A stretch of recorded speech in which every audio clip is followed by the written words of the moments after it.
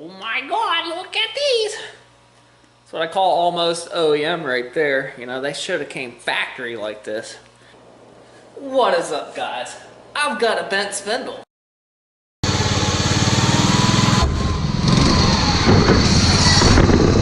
I'm gonna show you how to fix them, how to straighten them, and how to improve them. I probably should have did that in the first place, but as you can tell, I didn't. So now I'm kind of wishing I did.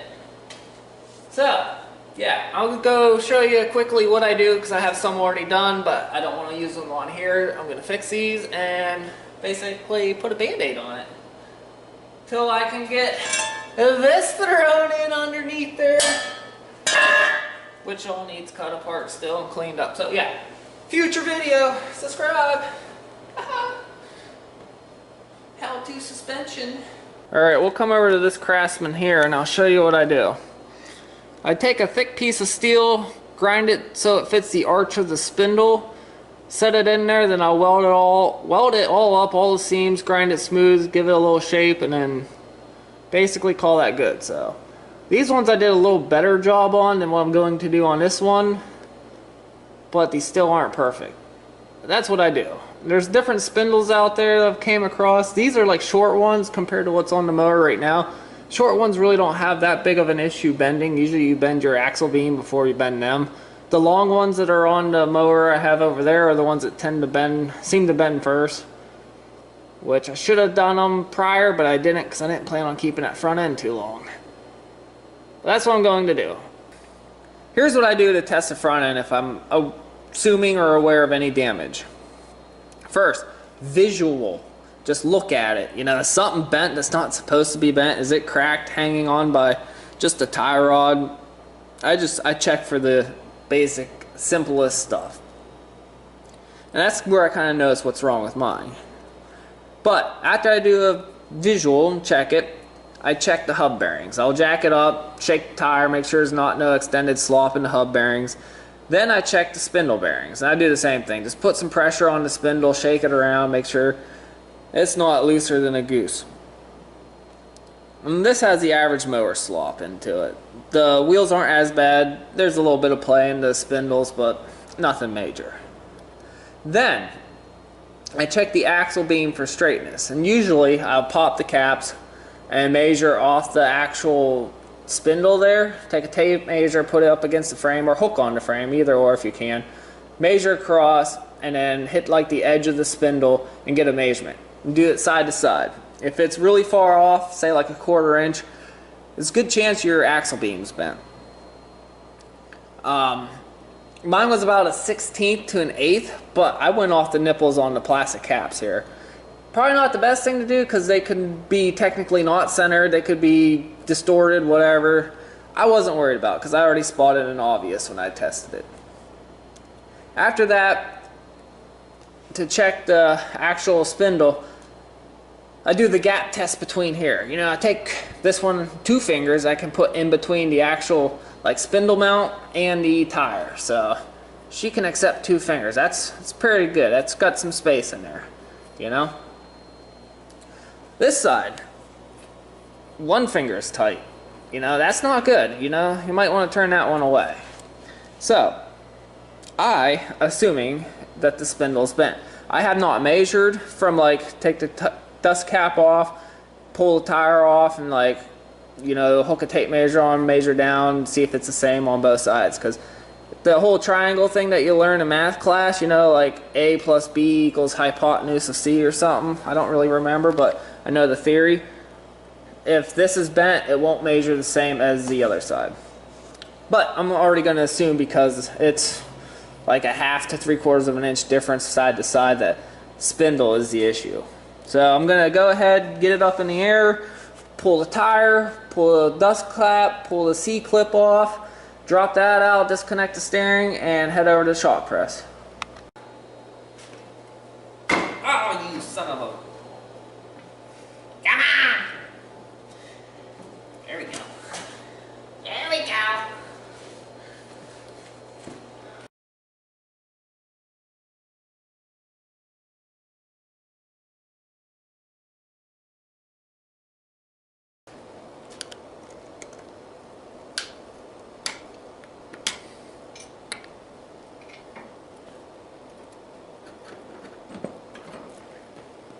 Okay, a trick I do to these dust caps, especially if they're old hard ones that don't like to come off. I buy a cheap, inexpensive heat gun and you warm them up. Don't melt them off, just warm them up.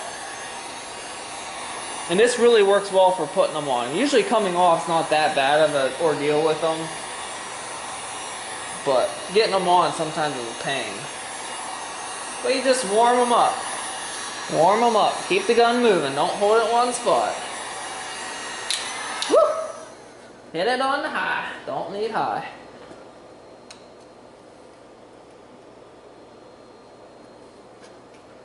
And then it comes right off. Hey, now's the time though, you know, cut this garbage off and put some rod ends on here. Not gonna happen.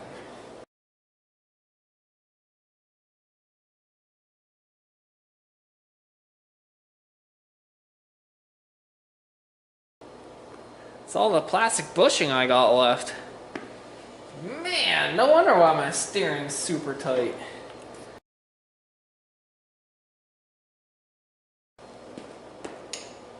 Try again. Bingo.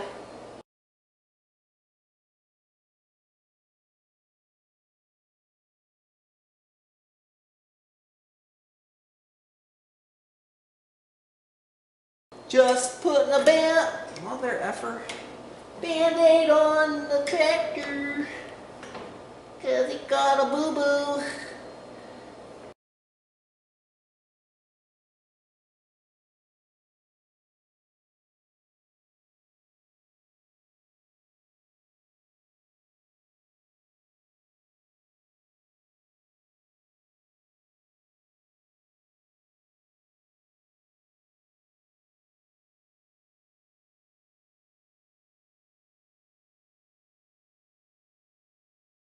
If I was to fix this properly, I'd grind these welds off that hold this basic like axle hub holding dust cap thing.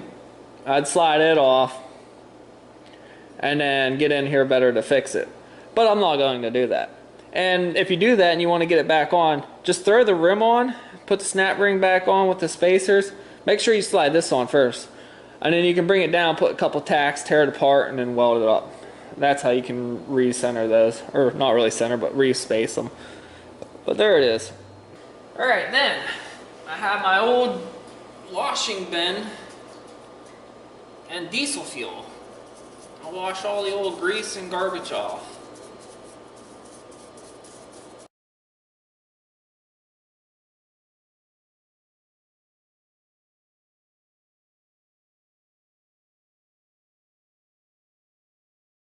This is the one that I am suspecting of being bent. This one is the good one. So what I'm going to do is measure them, measure these, and whatever this one measures, I want to make that one. So we hook the tape measure in that first groove. And however you measure it, just measure the second one the same way. Don't try doing two different measurings, because then you're gonna get two different measurements and you think something's off. But have it hooked in the groove. I got the tape measure bent so it's touching the spindle, and at the very bottom side of the key ring, like the snap ring, the key ring, whatever, I got 8 1/4. No, 8 1/8. Yeah, 8 1/8. So let's measure the bad one. And it don't matter if you hooked on the bottom one on that one and you're getting off the top one on here. It's the same thing. You're getting the same measurement. Alright, we're getting 7 3/4. So therefore it is bent from here to here, 7 3/4, where the good one is 8 1/8. So if this is a shorter distance between here, that means this is a sharper bend, which means that's bent upwards, which is putting the tire into the hood. Just as I expected. So we'll go over to the shop press and we'll set this up in there and start straightening it out until I get 8 1/8 measurement.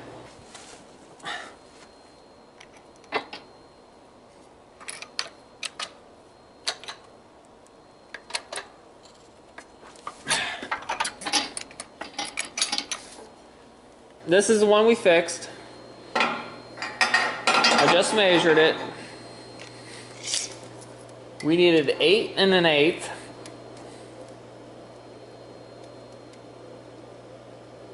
And we're at like 8 5/32, which is 1/32 over 1/8. So I'm not going to worry about that 32nd. I could go try to bend the good one, but I'll probably end up chasing them and spend an hour going back and forth. So I'm not going to worry about it. Even if it was a 16th, I wouldn't worry about it. Then I took a straight edge. I went off of here and made sure that this wasn't tweaked at all from me straightening it. And I hit, you know, like the 4 tangents or whatever of them all, and it turned out fairly good. I showed some wear, some like bearing wear in that, but that's nothing that crazy. So now I gotta find a piece of hard cardboard thin stuff, and then I need to get this like piece of metal template cut out of there. And basically I want to have it coming out to the edge of the steering nub, and then the edge of this bearing flange, a dust flange, whatever you call it. And then from edge to edge, I'll just draw a straight line, cut it out of the metal that I have here. It's just a piece of angle that I cut one of the lips off, so I'll probably see what the distance is from the center of the arc out to the edge, measure that in, draw a straight line, cut it, and then I can put my template on and get both of them out of this one piece. And this is 5/16 thick.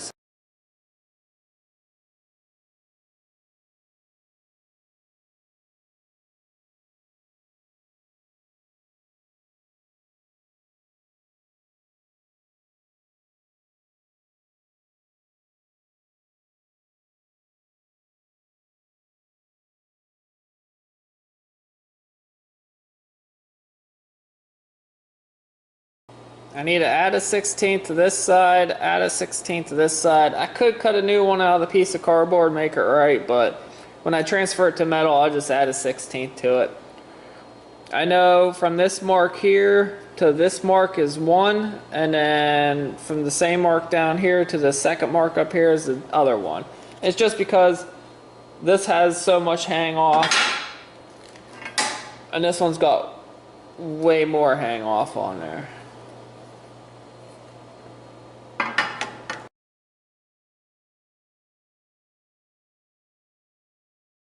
Got one out so far. Got to work on the second one now.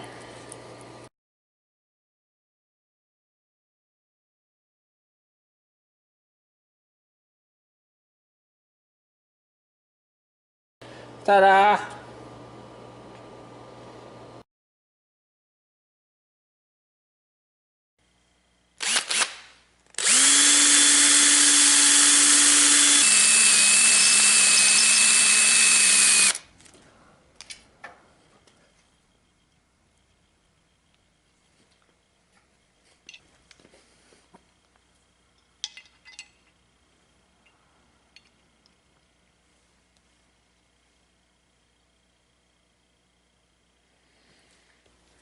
Now, this has a rounded edge and this one does not. So I'm going to round this edge to kind of match this one. Which this is the outside, it adds a little like aesthetics to it. And since I'm going to do it with my little air sander, I'm going to go ahead and use that to remove all the mill scale on these. So I have a nice clean welding surface to weld to.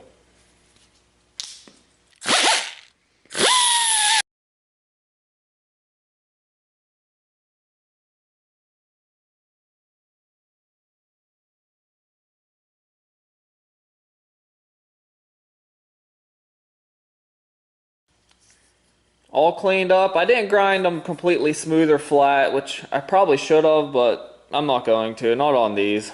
I really don't care about these spindles. But both sides are done. I got the radius put on both. Or, not on both, but now they both have the radius. Can you tell which one? Well, if you can't tell, I ain't telling. It was this one.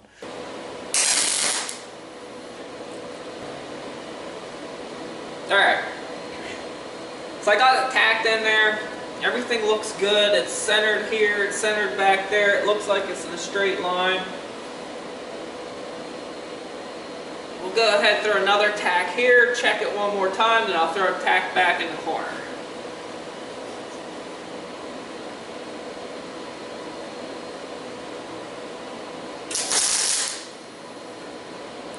Just like so. Snip your tip.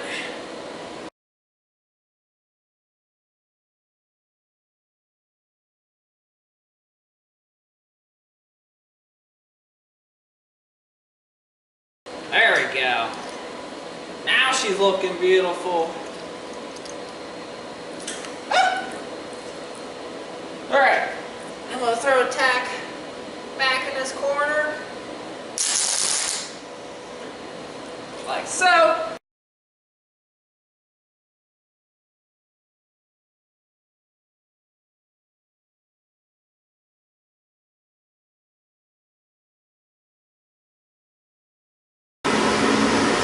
Really hot.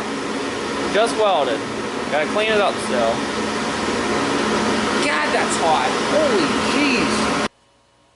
Ta-da! Ta-da! Okay. There it is. A how-to on straightening a bent spindle and reinforcing it with some plate steel.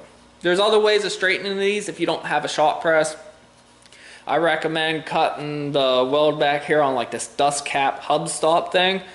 And then you can take a big heavy tube, slide it over, get it up as far as you can on there, and then tweak it. Make sure it's locked down real well in a vise or something. And if you have torches, I highly recommend heating this up with torches. Doing it that way. But if you heat it up with torches, make sure you tweak it in one solid direction or motion. Don't tweak up and over, because then your tire is going to sit all cattywampus off the side of your mower and look like crap and perform very poorly. So we don't want that. We're trying to make them better. And the thicker the metal you use here, the better. You know, just make sure your welder can handle thicker metal. So if you have 1/2 inch plate and 3/4 inch rod here, you're going to have a bigger gap back here unless you grind it to fit really nice. So if you got that gap, you're going to have to get down in that root and get it really like hot and weld it really good. A little 110 job just isn't going to cut it. So just make sure you have it welded very good. Other than that, I'm going to call these things done. I'm just going to squirt some paint on them for now, slap them up in their holes, hook the steering linkage up on there, and then go test them out. But I got to work on that carburetor real quick. I want to start rejetting it because it's not running quite right. It's performing very terribly. It's not even like remotely fun to ride around yet. So get that figured out, and then I'll go test these things out. And you'll see that video. So other than that, if you like this type of stuff, you know, modification, fabrication, tractor stuff, subscribe to the channel because I got a lot more stuff coming. I got not even tractor stuff coming, but I got some good stuff coming, or good to me, you know. But other than that, enjoy your day, have a good one, and see you the next time. Thanks for watching. What the heck, I'll show you the reassembly real quick. Okay. Washer, spacer, whatever. Shove it down there. Shove this up in here. Hold the plastic grommet down.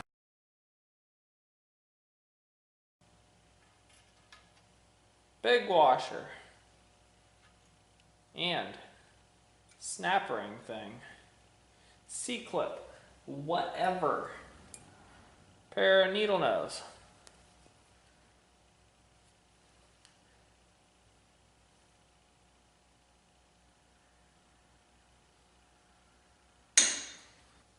Dust cap and a heat gun.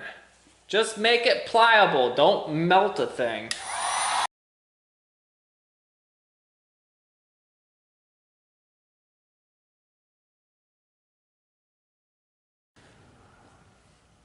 then we just gotta reconnect steering.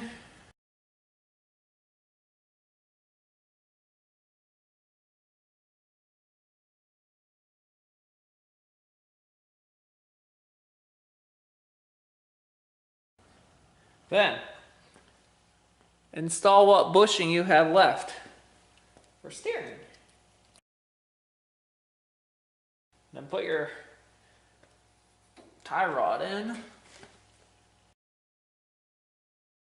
Then you got a washer.